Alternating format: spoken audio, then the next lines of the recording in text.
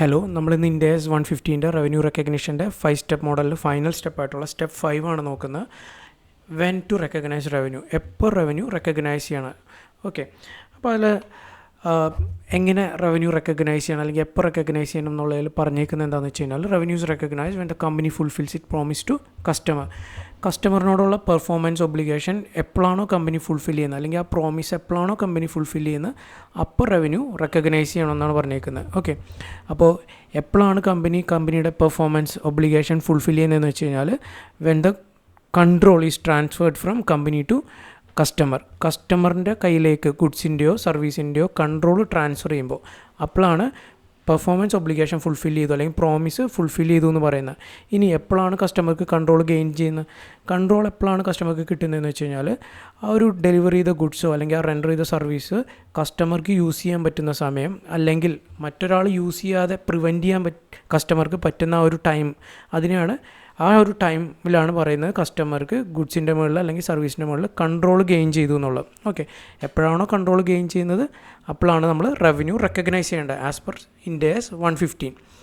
അപ്പോൾ അതിൽ 2 ടൈമിലായിട്ടാണ് control transfer നടക്കുന്നത്. അതായത് കമ്പനിയുടെ കയ്യിൽ നിന്ന് അല്ലെങ്കിൽ ബിസിനസ്സിൻ്റെ കയ്യിൽ നിന്ന് കസ്റ്റമറിൻ്റെ കയ്യിലേക്ക് കൺട്രോൾ ട്രാൻസ്ഫർ ചെയ്യുന്നത് 2 പോയിൻ്റ് ഓഫ് ടൈമിലാണ്. ഒന്ന് at a point in time എന്ന് പറയും, ഒരു പെർട്ടിക്കുലർ ടൈമിൽ, ഒരു പെർട്ടിക്കുലർ പോയിൻ്റ് ഓഫ് ടൈമിൽ, അല്ലെങ്കിൽ ഓവർ ടൈം, അതായത് ഗ്രാജ്വലി കുറച്ച് നാൾക്ക് ശേഷം, അതായത് പേയ്മെൻറ്റൊക്കെ നടത്തി കോൺട്രാക്റ്റൊക്കെ എൻ്റർ ചെയ്ത് പേയ്മെൻറ്റൊക്കെ നടത്തി കഴിഞ്ഞ് കുറച്ച് നാൾക്ക് ശേഷമായിരിക്കും, സ്റ്റേജ് ബൈ സ്റ്റേജ് ആയിരിക്കും പേയ്മെൻറ്റൊക്കെ ചെയ്യുന്നത്.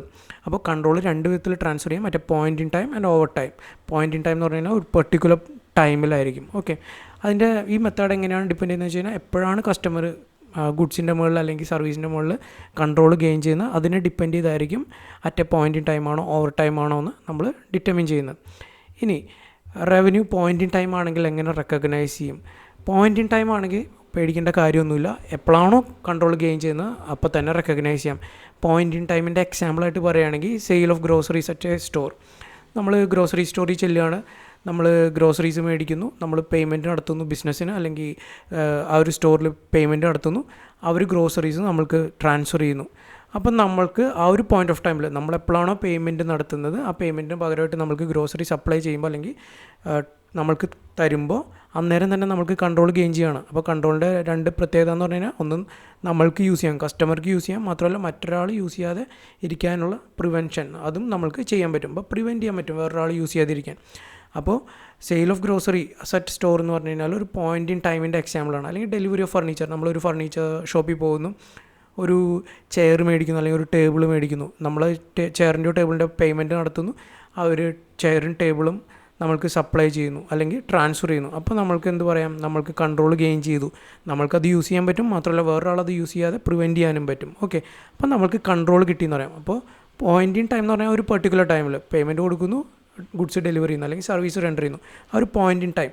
അപ്പോൾ പോയിൻ്റ് ഇൻ ടൈമിലാണ് കൺട്രോൾ ഗെയിൻ ചെയ്യുന്നതെന്നുണ്ടെങ്കിൽ അപ്പോൾ തന്നെ റെക്കഗ്നൈസ് ചെയ്യാൻ പറ്റും. ഓക്കെ, പിന്നെ ഇതിൻ്റെ പോയിൻ്റ് ഇൻ ടൈമിൽ ഇൻഡിക്കേറ്റേഴ്സ് എന്ന് പറഞ്ഞാൽ, കൺട്രോൾ ട്രാൻസ്ഫർ ആയെന്നുള്ളതിൻ്റെ ഇൻഡിക്കേറ്റേഴ്സ് എന്ന് പറഞ്ഞു കഴിഞ്ഞാൽ, കസ്റ്റമറിന് ഗുഡ്സിൻ്റെ ഫിസിക്കൽ പൊസഷൻ ഉണ്ടാവും, സർവീസ് ആണെങ്കിൽ അതിൻ്റെ ഒരു യൂസേജ് അന്നേരം തുടങ്ങി ചെയ്യാൻ പറ്റും.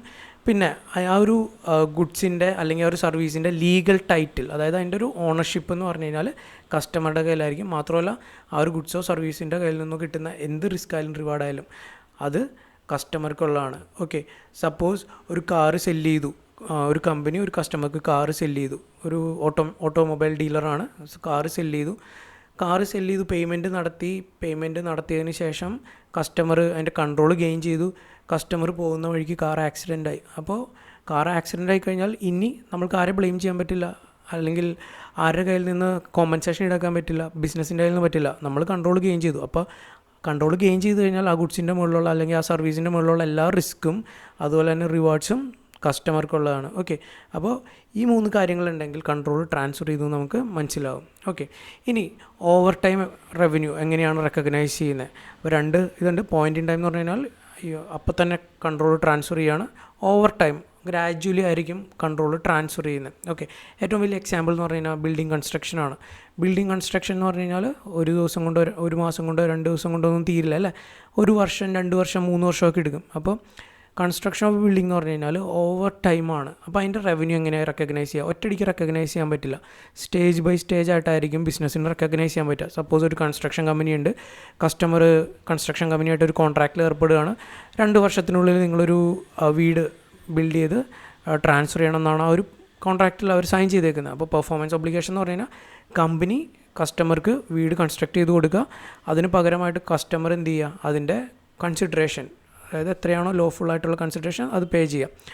അപ്പോൾ ഇവിടെ കൺസിഡറേഷൻ എന്ന് പറഞ്ഞു കഴിഞ്ഞാൽ ഒറ്റ ദിവസം കൊണ്ട് നടക്കുന്നതല്ല, അല്ല കൺസിഡറേഷൻ കൊടുക്കുക എന്ന് പറഞ്ഞു കഴിഞ്ഞാൽ, അല്ലെങ്കിൽ റവന്യൂ എന്ന് പറഞ്ഞു കഴിഞ്ഞാൽ ഒറ്റ ദിവസം കൊണ്ട് കിട്ടുന്നില്ല, പല സ്റ്റേജായിട്ടാണ്. അപ്പോൾ എപ്പോഴാണോ കസ്റ്റമർ പേയ്മെൻറ്റ് നടത്തുന്നത് അല്ലെങ്കിൽ ആ ഒരു കൺട്രോൾ ട്രാൻസ്ഫർ ചെയ്യുന്നത്, അപ്പോൾ ആ ഒരു പോയിൻ്റ് ഓഫ് ടൈമിൽ വേണം എന്ത് ചെയ്യാൻ, റവന്യൂ റെക്കഗ്നൈസ് ചെയ്യാൻ.